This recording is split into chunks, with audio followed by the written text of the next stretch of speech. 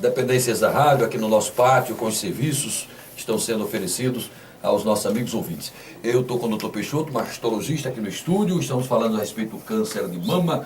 Ô, Dr. Peixoto, eu queria saber só uma coisa. Esse exame, eu não sou mulher, mas sou curioso. Dói esse diabo desse exame. Só boa, tem mulher, eu já ouvi mulher dizendo, eu estou com medo, chega lá dar um aperto danado no peito. Como é que é isso, doutor Peixoto? Assim, eu até para novinhas, são mulheres mais novas, mulheres mais novas. Não, mas a gente conversa muito com as pessoas que fazem o exame e não há grande queixa.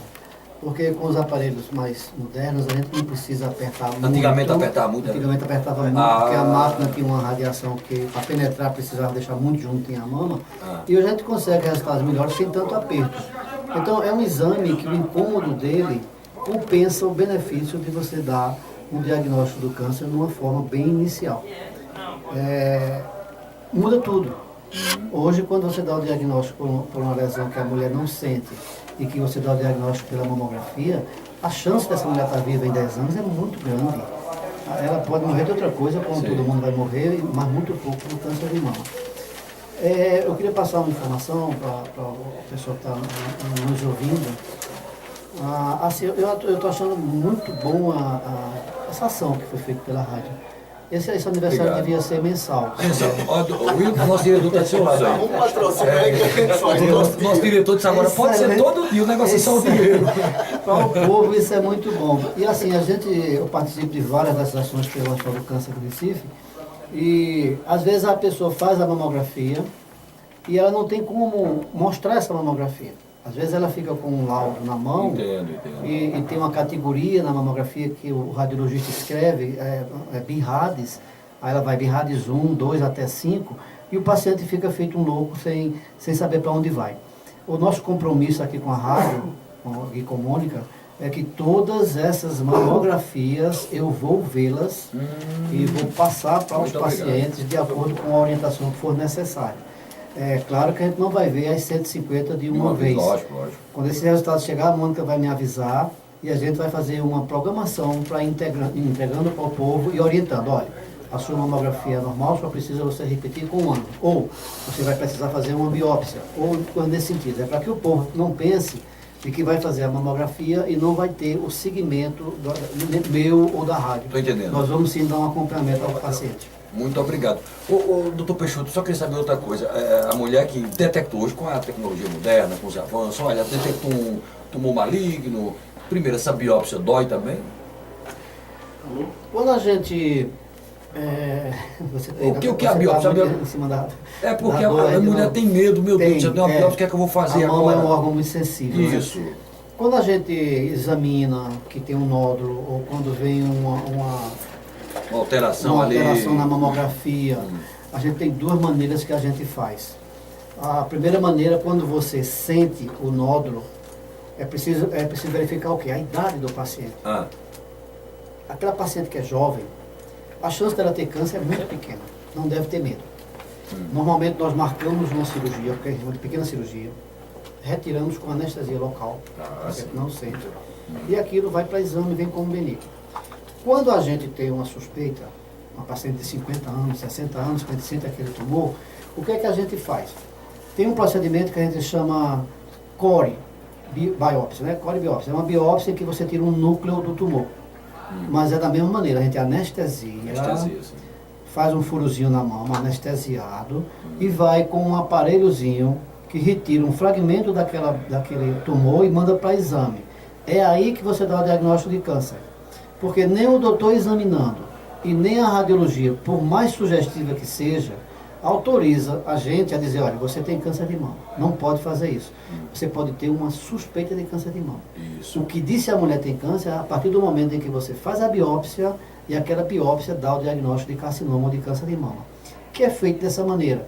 Às vezes a paciente reclama um pouco, porque é um órgão sensível, mas é tudo isso feito com anestesia, com procedimento. Às vezes a gente faz isso dentro do consultório mesmo. Por exemplo, no Hospital do Câncer, eu faço isso dentro do consultório do Hospital do Câncer. E às vezes a gente manda para os serviços de radiologia, ou de mamografia, ou de ultrassom para colher esse material. Mas suportável, as pessoas não reclamam tanto, Né? Vai dizer, porque não é no senhor, doutor. Não é bem assim, anestesia e faz, porque a gente, homem, tem uma próstata também. E a gente é mais mole que faz, muito mais mole. Bem mais mole que a mulher. A mulher não tá nem aí. A gente, meu Deus, eu, por exemplo, o caso vai tomar uma injeção agora, eu pulo ali aqui no vidro. O doutor Peixoto. Agora, eu queria que o senhor falasse o seguinte, que antigamente, no meu tempo, eu não vi o dilúvio, mas pisei na lama. Né, pra você ter uma ideia da minha idade. Antigamente, assim, fulano tá com câncer, tá lascado. Acabou. Zé Bocão e não tem mais pra onde correr. Hoje não tá mais assim, detecta um câncer, não é coisa de se apavorar, não, né, doutor Peixoto? Nada, não, de jeito nenhum. De maneira geral, né, a gente está falando de câncer de mama, mas a gente pode falar dos outros tumores sem problema nenhum, que é até bom que se alerta ao povo. Mas os tumores de mama, por exemplo, que ele é o mais frequente na mulher, né, na mulher ele é o mais frequente. Certo. Se você der o diagnóstico inicial, na fase inicial dele, você, é o que eu lhe disse, você tem uma chance de 95% de cura em 10 anos. Às vezes eu digo para o meu paciente assim, é mais fácil tu falecer num acidente de carro do que desse tumor que você tem. Claro que se você dá o diagnóstico numa fase mais avançada, dificulta mais. É a mesma coisa de você ter um diabetes descompensado e que você não controlou, ele vai evoluir de maneira ruim.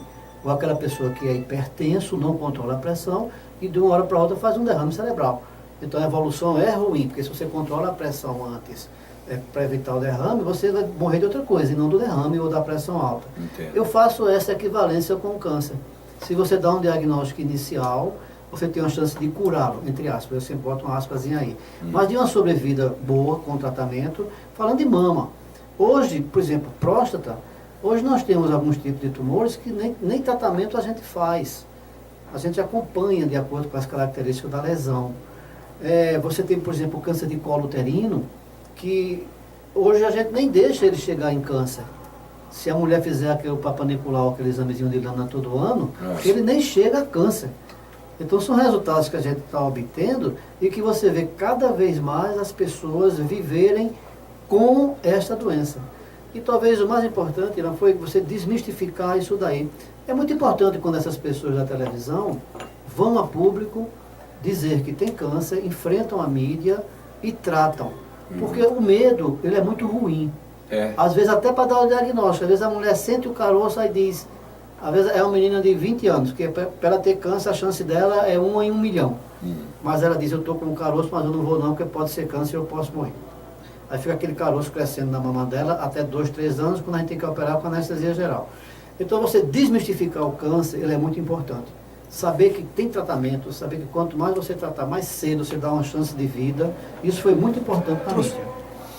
Eu fiz a pergunta porque recentemente meu pai, claro, ele está tratando de câncer de mama, mas falou aqui, Novembro Azul, ele, porque meu pai é bem educado, assim, é bem fino, parece um papel de embrulhar prego, aqueles pregos, sabe? Meu pai, quem conhece meu pai, ele é assim, bem fino, bem educado, aquele papel de embrulhar prego, sabe?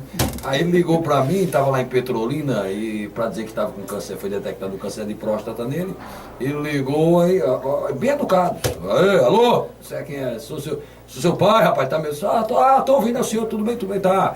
E o que é que tá vendo aí, diga? Aí ele disse, eu tô lascado, vou agora pro cemitério ver essa peste, porque câncer de próstata. Calma, rapaz, não tá tanto assim não.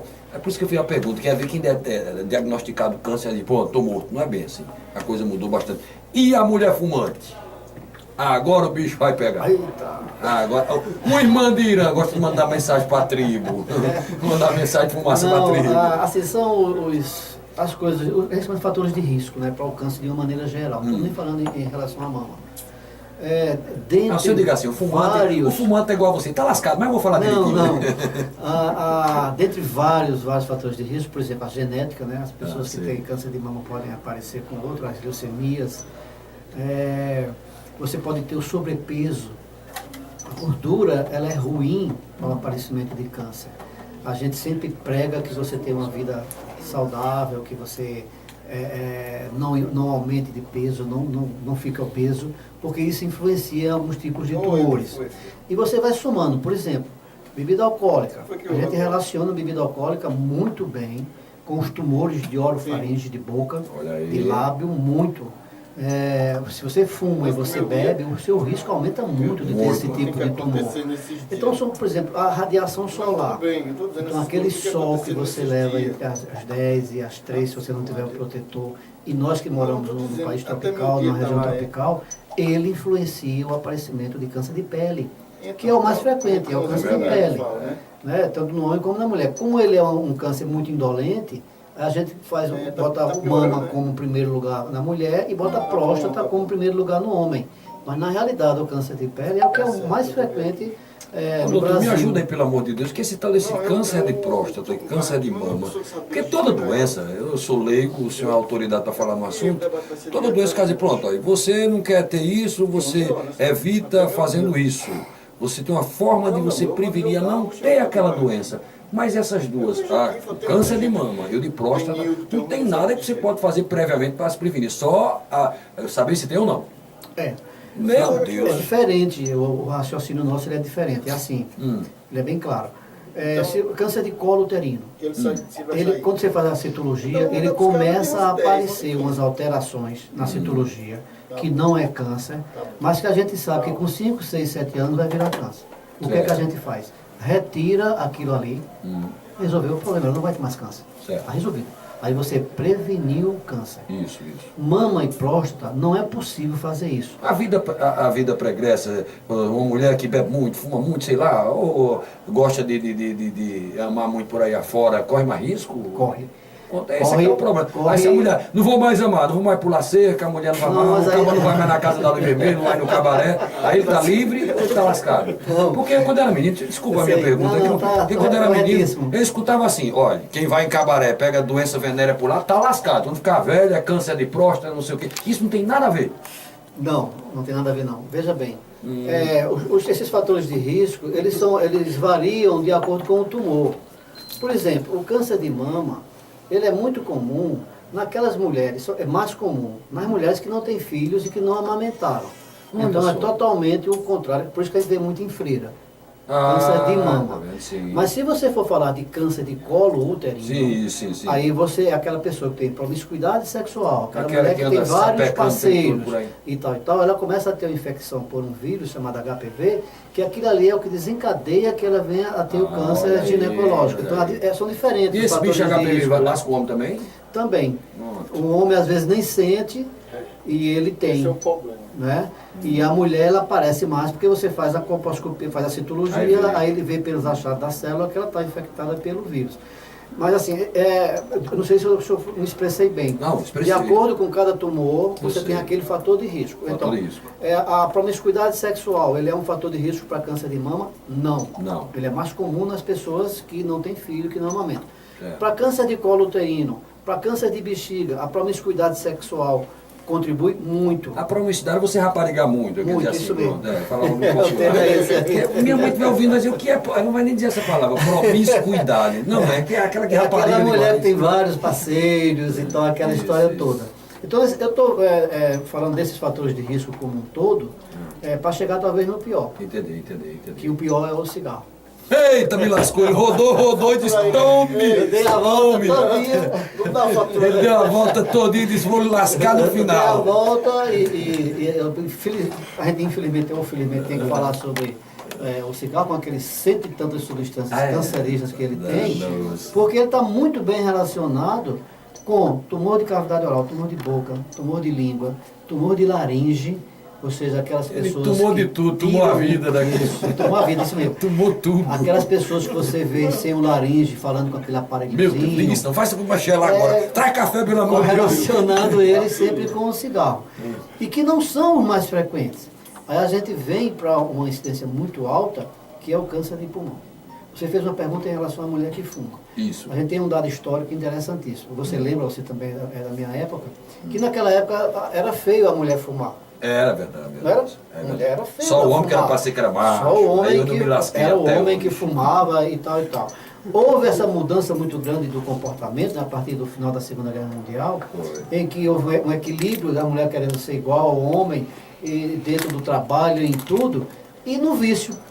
Então a mulher começou a fumar. Sabe aquelas atrizes de filme, né? Botava lá o cigarrinho no bico, aí lascou todo mundo. Mas foi o que aconteceu. Nós, na medicina, os epidemiologistas, verificaram o quê? Se você, na década de 50, você tinha, por exemplo, 100 casos de câncer de pulmão, 98 era no homem e 2 na mulher. Quando a mulher começou a fumar, adquiriu esse hábito de fumar, com 10 anos você estava pau a pau, era 50 e 50, que era o esperado. Então, o relacionamento do fumo com a mulher é o mesmo do homem. Ele aumenta o número de câncer de pulmão e muito. E qual é o problema nisso daí? Esses resultados que nós temos com câncer de mama, com câncer de próstata, que você opera ou você faz tratamento, os resultados são bons. Pulmão, não. Pulmão, os resultados de câncer de pulmão não são bons. Vai direto com para todo o tratamento que a gente faz, em algumas pessoas a gente consegue operar, outras não, e os resultados, infelizmente, não são bons. Então, esse alerta, ele é um alerta real. Existem campanhas mundiais o INCA, ele tem um site, o INCA é o órgão que coordena a orientação de câncer no Brasil, ele tem no site dele uma área só para orientação dos fumantes, para eles pararem de fumar. Seriedade com que o câncer, a gente que lida com câncer, vê o problema do uso do cigarro. Vou parar hoje, galera, tô solto. Olha, deixa eu agradecer ao doutor Peixoto. Olha, dizer que eu cheguei na cidade e eu fico muito feliz, para liberar o senhor, que o senhor é um bastante ocupado. E o que eu recebi de elogios, eu queria lembrar das pessoas, peço desculpa às pessoas, quando disseram que eu ia falar com o senhor hoje, se aquele homem me salvou no Recife, corri para lá, porque se eu cheguei lá sem dinheiro, na agonia, um parente precisando, foi alguém que me contou uma história, e eu estou, desde que o senhor está falando, eu estou tentando lembrar aqui, mas foram várias referências muito boas. Acho que Quino, foi Quino, meu Deus. Não, foi um primo meu, Geraldo falou também, mas teve um primo meu, foi o Paulo da Geladeira, um primo meu que falou que prestou do senhor de alguma coisa. Foi alguém da minha família também disse que prestou dos seus serviços e disse que o senhor atendeu com a maior presteza do mundo. Muito obrigado pela atenção, que Deus dê muitos anos de vida. E deixa meu pulmão se lascar não, que se meu pulmão lascar eu vou direto para Zé Bocão, não tem nem como correr. Eu te agradeço e aos ouvintes, e estou sempre à disposição da rádio, na hora que precisar eu estou aqui para orientar, passar um pouco da minha experiência aqui em Pesqueira e no nosso do câncer de Pernambuco. Que maravilha. O seu Peixotinho passou aqui, seu filho. Não quero tomar. Estou com o pai dele segurando aqui, o menino. Libere meu pai, pelo amor de Deus. Doutor Peixoto, muito obrigado de coração. Gente, vai até meu dia. Depois desse intervalo, aí eu vou